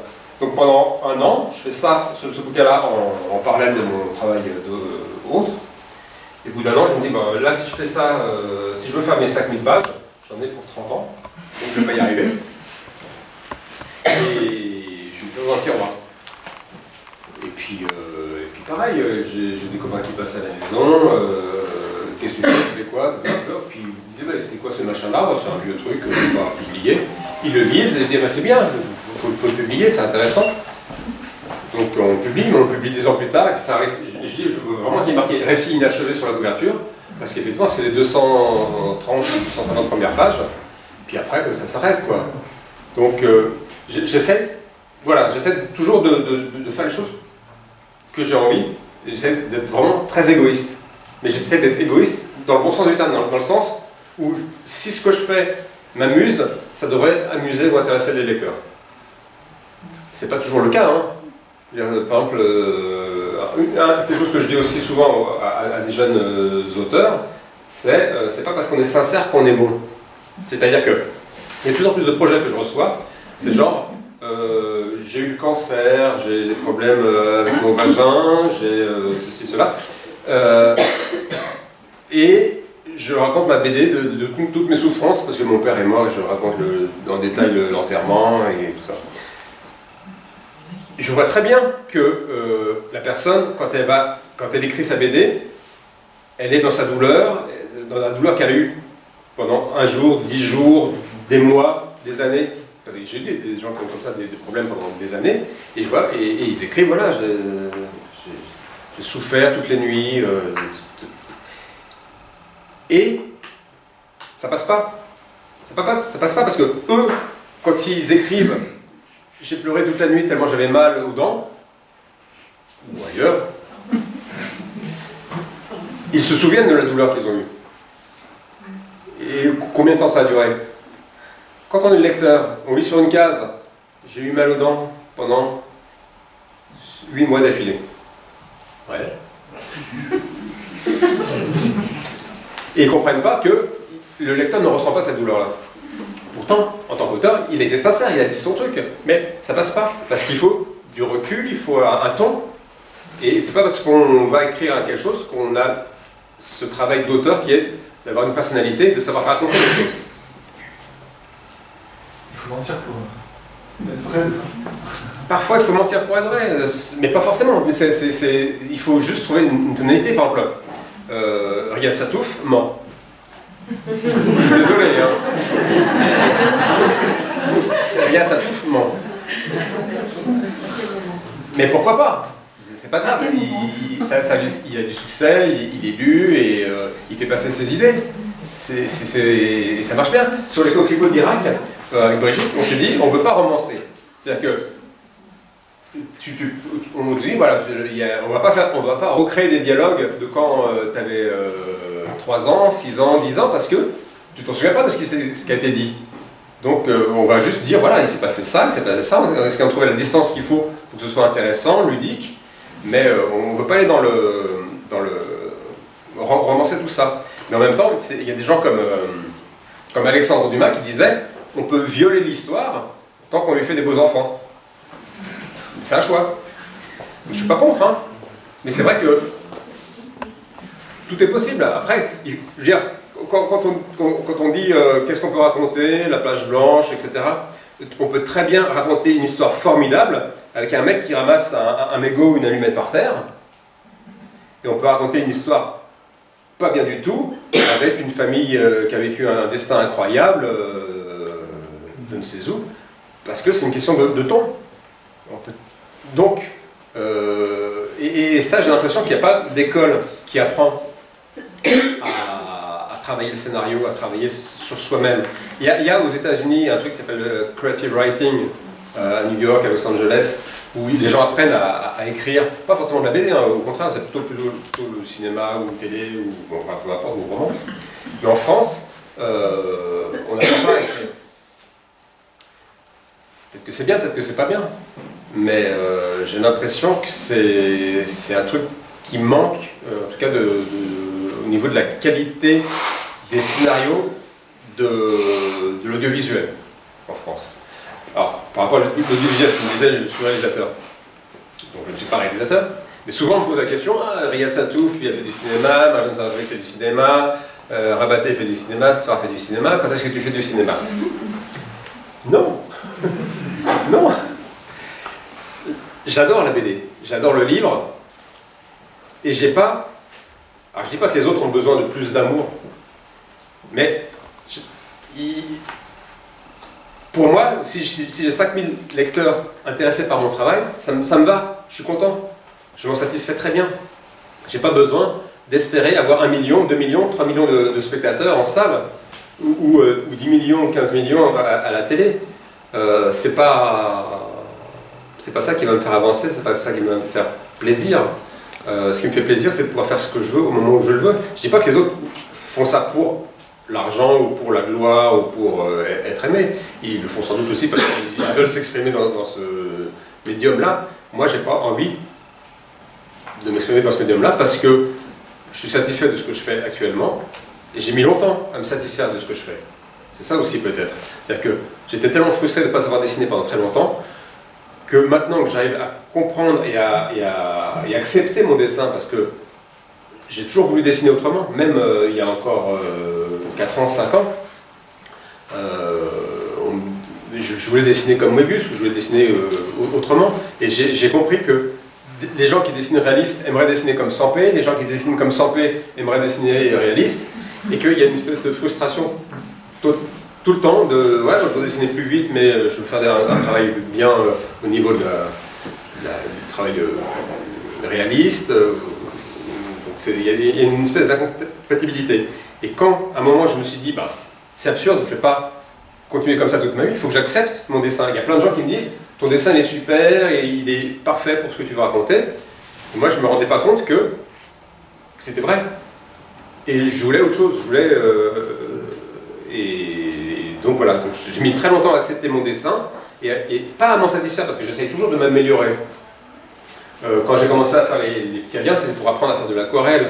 Quand j'ai commencé à faire la mouche en 93, c'était pour faire du dialogue et faire du muet, pour ne pas me cacher derrière les dialogues. Maintenant, j'essaie de me dire, il faut que j'apprenne à mettre du noir dans mes pages. Donc j'essaie toujours de m'améliorer. Mais, je ne me dis pas, j'aime pas mon dessin. J'essaie d'être content de ça maintenant. C'est pour ça que je n'ai pas besoin ou pas envie de faire de l'audiovisuel. J'ai eu des travaux d'adaptation qui ont été faits à la télé sur des séries comme Allez raconte avec José Parando, comme OVNI avec Fabrice Palm, comme Kaputezowski, je ne sais plus quoi. Donc il y a eu des séries, il y a eu La Mouche.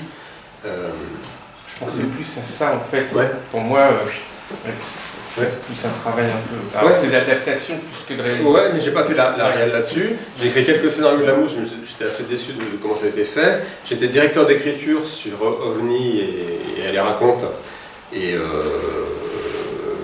ça s'est pas mal passé en soi, mais c'est un travail différent et je suis pas. En fait, je suis pas. Quand je disais que je suis timide et que j'ai un masque, tout ça, je suis pas si facile que ça non plus. C'est-à-dire que le travail de réalisateur, ça demande quand même à sucer des bites pas mal, avec les... Pardon. Ça demande beaucoup de concessions. Ça demande beaucoup de concessions et de travail en collaboration. J'aime le travail en collaboration, mais avec une personne ou deux. Pas avec toute une équipe de techniciens, pas avec des coproducteurs qui vont mettre leur grain de sel dans l'histoire, pas avec des acteurs qui vont avoir leur... Il y a trop d'argent en plus là-dedans. Il y a trop d'argent. Plus il y a d'argent, plus... Un décor en BD, un décor en cinéma, c'est pas le même prix. Voilà. Exactement. Ça ne veut pas dire qu'on ne peut pas faire des choses bien, mais c'est un choix de vie, c'est un choix de travail.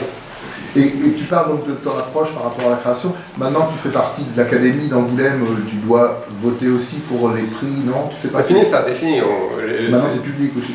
C'est tous les auteurs qui votent maintenant. Ça fait 5 ans que c'est tous les auteurs qui votent, et c'est bien mieux comme ça. Quel regard tu as sur les prix qui, par exemple, Timothée Le Boucher, ces gens-là, comment tu ressens leur travail? Est-ce que tu trouves qu'il y a un équilibre autant sur la partie graphique que sa partie scénaristique, ou alors est-ce que tu penses que ça pêche un petit peu? Est-ce que tu les lis déjà? Timothée Le Boucher, oui, j'ai même publié Timothée, parce qu'avec Yannick Lejeune, on a fait une revue qui s'appelait Papier pendant 2 ans environ, et on a publié un des premiers travaux de Timothée. Et non, j'ai lu le premier bouquin qu'il a fait. C'est pas mal, je trouve que le trait est un peu trop froid, mais il est très, graphiquement il est bien. La seule question que je me pose actuellement, alors, et je me dis, est-ce que c'est pas un regard de vieux déjà? C'est, on a eu un tel foisonnement dans les années 2000 en bande dessinée, avec tellement d'auteurs qui sont arrivés, tellement de styles graphiques, un tel éventail de styles narratifs, etc. C'est un truc incroyable. Il y a eu un petit renouveau à un moment avec les blogs dans les années 2005, où il y a eu de nouveau des choses, un autre mouvement. Je me dis, est-ce qu'on n'est pas... enfin, je sais pas, je me dis, là je dis clairement, on a passé un âge d'or de la bande dessinée, un deuxième âge d'or de la bande dessinée, qui était celui des années 2000.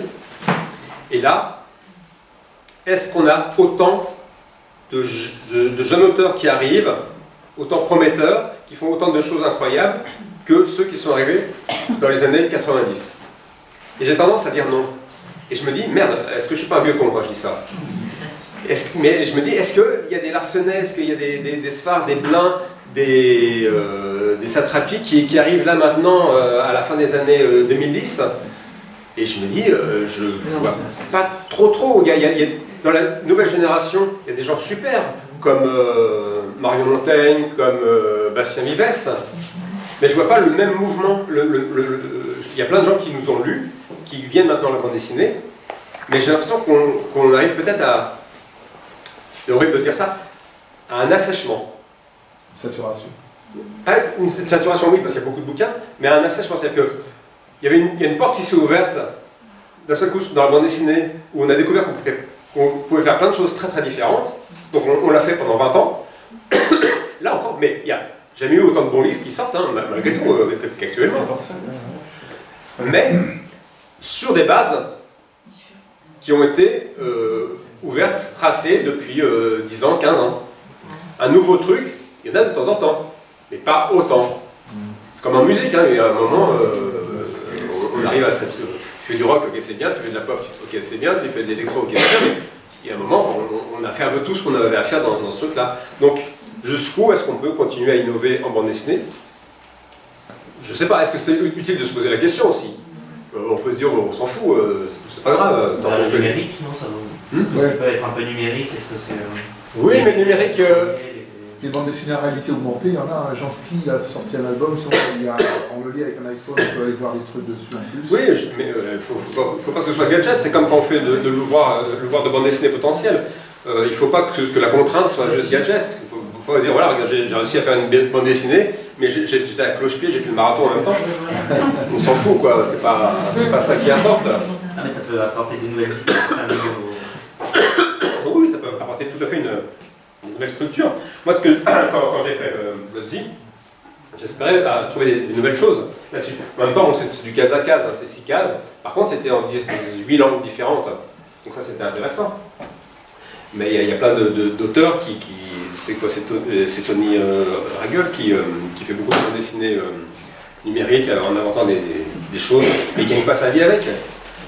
Quand le groupe Média Participation crée Isneo il y a maintenant 8 ans, pour essayer de contrer un peu le piratage, en disant voilà, il faut offrir une offre numérique en bande dessinée, Isneo n'est toujours pas rentable, il ne sera jamais rentable. Parce que le public n'est pas prêt, a priori, à lire de la bande dessinée comme ça et à rentabiliser ce genre de choses.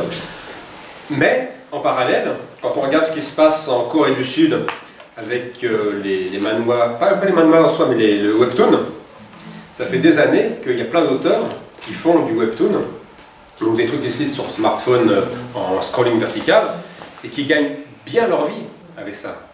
Et j'ai été contacté par la société Naver, donc, qui fait ce genre de choses, il y a quelques mois. Ils veulent s'implanter en France, ils se demandent comment, est-ce qu'ils vont placer leurs trucs coréens, est-ce qu'ils vont faire de la créa et tout ça. Et je sais pas. Mais ils viendront au papier parce qu'en France, on aime le support. On aime le support, mais toi tu dis ça parce que tu es libraire. Non, et je suis d'accord avec toi. Je dis pas ça parce que nous, en tant que libraire, on a essayé de voir ce qu'on pouvait faire aussi avec des applications numériques, mais il n'y a pas de marché. Mais je sais bien, je sais qu'il n'y a pas de marché. C'est pour ça que je dis ça, c'est qu'il n'y a pas de marché numérique actuellement en France. Il y a plein de gens qui ont essayé. Il y a eu le professeur Cyclope qui était avec un mécénat de Arte, c'est quand même pas rien qu'on fait des choses. Il y a une bande dessinée numérique qui s'appelle Falena, qui a été sponsorisée par le CNC, il me semble, même pas par le CNL, le CNC, à hauteur de, je crois que ça a coûté 120 000 € à faire. C'est une application numérique, et on voit un truc, et c'est très bien, c'est très joli, c'est intéressant, il y a plein de choses chouettes dans ce récit-là. Ça ne va pas transcender non plus, mais c'est tout à fait honnête.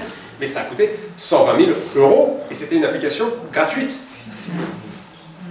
Je ne dis pas qu'il faut forcément qu'il y ait une économie dans ce genre de marché, mais je me dis, c'est pas pérenne comme solution. Le psychopathe tente l'aventure avec Mazette, là, en septembre. Le psychopathe arrête et tente l'aventure avec Mazette. Mais ça fait un mois qu'ils ont lancé un Ulule là-dessus. Ils ont besoin de 30 000 € pour faire 3 numéros. Il y a 80%, je crois. Ils sont à 29 000 € pour l'instant, au bout d'un mois. Ils espéraient que ça aille beaucoup plus vite et avoir beaucoup plus pour être sûr de pouvoir faire ça pendant un an. Là, pour l'instant, je ne suis pas sûr qu'ils vont aller très loin. Mais je vais les aider. De toute façon, je vais faire des pages 3, mais bon, peu importe. Par contre, le truc qui... par rapport à cette sorte de numérique, pour terminer là-dessus, effectivement, je pense qu'il y a plein de choses à faire avec le support numérique. Pas forcément super novateur avec des trucs de fou, mais simplement le fait d'avoir... Moi, je vois plein d'auteurs qui utilisent Instagram ou Twitter pour faire des petits strips, des choses comme ça, qui ne sont pas rémunérés, qui sont là juste pour eux. Même moi, je le fais. Et un système comme Cyclope ou Bloody à l'époque, c'était des systèmes où il fallait payer. Et un système comme Naver, qui est coréen, c'est un système qui est gratuit, c'est-à-dire que la lecture est gratuite pour tous les strips. Mais les auteurs sont payés parce qu'il y a de la publicité. Et plus tu es lu, plus il y a du clic, plus tu vas être payé. Et je pense qu'on peut aller vers un système comme ça, à un moment, en France, ça peut être jouable. Et c'est pas au détriment des libraires. Par contre, un autre truc qui arrive aussi, c'est le crowdfunding. Beaucoup d'auteurs passent par le crowdfunding pour gagner des sous, pour financer leur album et après le vendre directement, enfin le vendre, l'envoyer à ceux qui ont mis de l'argent dedans. Mais je trouve que c'est dommage de squeezer le libraire. Je pense que dans ce système-là, il faudrait créer comment dire, faire en sorte que les libraires puissent acheter des packs de bouquins sur une édition spécifique pour qu'eux aussi puissent avoir des... Mais je pense que c'est possible en plus. Oui, je pense aussi. Parce qu'en France, on a vraiment une particularité avec le livre. L'objet, l'odeur, et à chaque fois, enfin, on a un tel réseau de librairies, c'est aussi pour ça. Enfin, c'est parce que en France, on a cette culture du livre, et de la collection, mais pas uniquement. Là, on a l'amour du livre aussi. Et... Oui, mais attention, parce que c'est aussi générationnel. À voir. Je suis d'accord avec toi, moi j'aime l'odeur du papier, j'aime le livre, j'aime la collection, mais je suis né dans les années 60. Je suis pas sûr, parce que nous qui avons une librairie jeunesse, on voit quand même qu'il y a une continuité qui se fait. En médiathèque, je crois que c'est la même chose. Vous allez confirmer moi ou pas, pareil. Et je crois pas que... Non mais moi c'est pas la majorité de la génération. Bon, chez les plus jeunes, là, c'est toujours les mêmes qui vont au bouquin, il y a toujours les mêmes qui vont en. Oui, mais ça a toujours été comme ça. Mais même de toute façon, le souci est pas vraiment là. Il y a toujours des jeunes qui lisaient, d'autres qui ne lisaient pas, et des jeunes qui venaient à la lecture sur le tard. Ouais, donc, mais par rapport à la pérennité de la bande dessinée comme moyen d'expression, c'est que il y a... Moi, pendant très longtemps, dans les années fin 90, tout ça, beaucoup de gens disaient sur Zep, mais Zep, ils vendaient 1 million d'exemplaires. Je dis, mais Zep, c'est formidable parce que Titeuf, ça fait venir plein de gens à la bande dessinée. Et tant qu'il y aura des locomotives comme ça qui vont faire venir des jeunes à la bande dessinée, sur une bande dessinée qui va les intéresser, ça va être bien. Quand il y a plein de jeunes qui lisent les légendaires, je suis ravi qu'ils lisent les légendaires parce que s'il y en a 10%, 5% après qui vont lire autre chose, je suis ravi. Donc là-dessus, je suis très clair.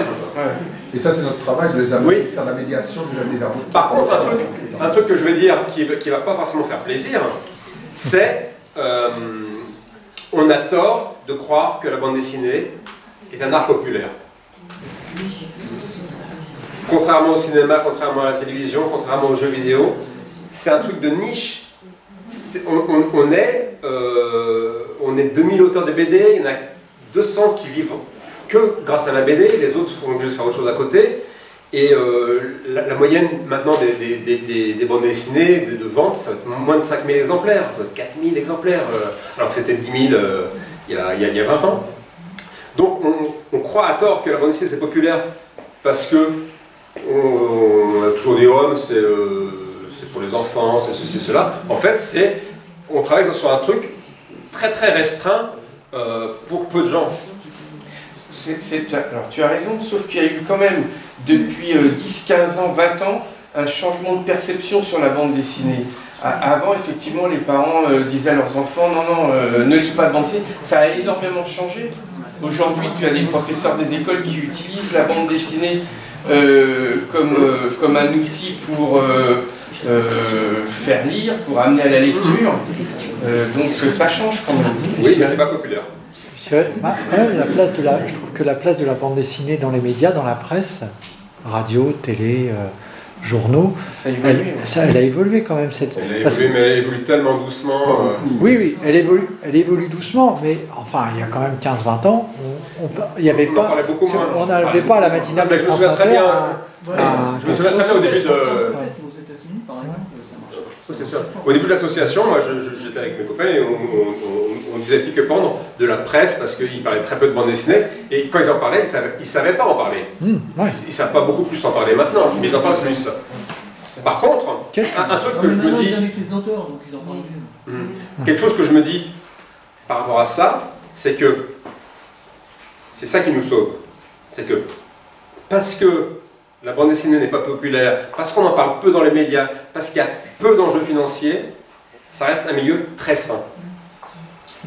Par rapport au cinéma, à la télé, et même par rapport à la littérature, où je dînais avec Johan hier soir, et il me disait que les auteurs entre eux se foutent dans la gueule tout le temps.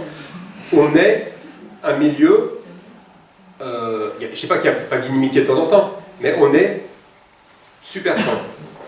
C'est la même chose pour les libraires.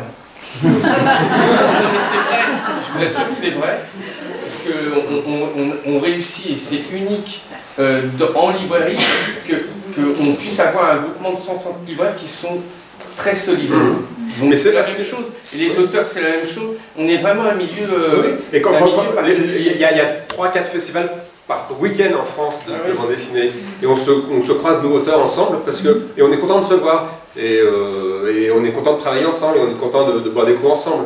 Et c'est super rare, dans des milieux artistiques, c'est super rare, voire même unique, parce qu'il n'y a pas d'enjeu, d'ego pas trop, et financier surtout. Si on commence à gagner beaucoup d'argent en BD, si les ventes étaient en moyenne à 50 000 exemplaires, ce serait peu pareil.